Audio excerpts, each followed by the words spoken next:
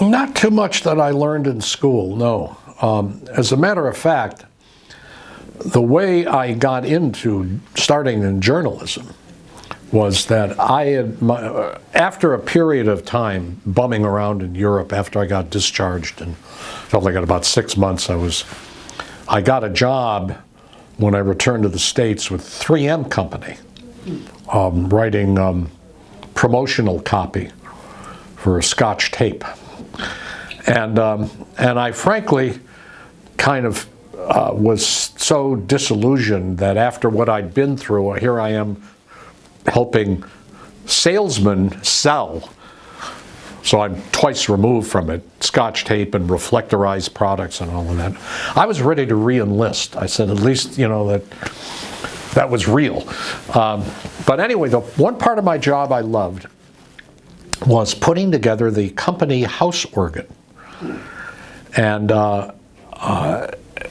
it appealed to my predilection toward journalism.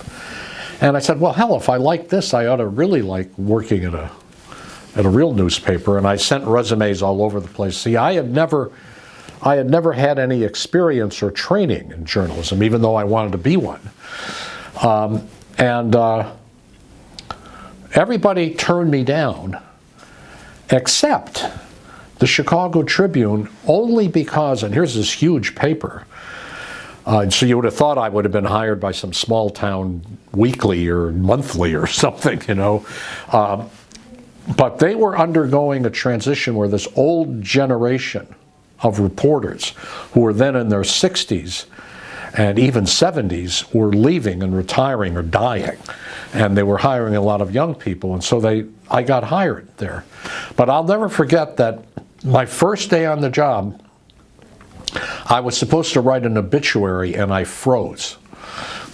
I had absolutely no idea. And I'll never forget, there's this woman who I'm still in contact with, Karen Daigle was her name. She sat across from me and I said, Karen, how the hell do you write one of these things? She says, well, what was the guy's name? And I said, Joe Blow. And she says, when did he die? I said, yesterday. Of what? I said, I don't know, whatever it was, cancer, heart attack. She says, then say Joe Blow, 67, of such and such an address, died yesterday of cancer. Oh, okay.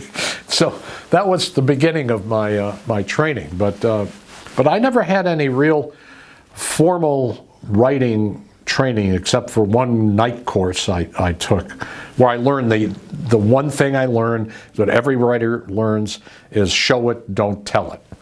And that was maybe the only lesson I came out with there. And that's now a virtual cliche. So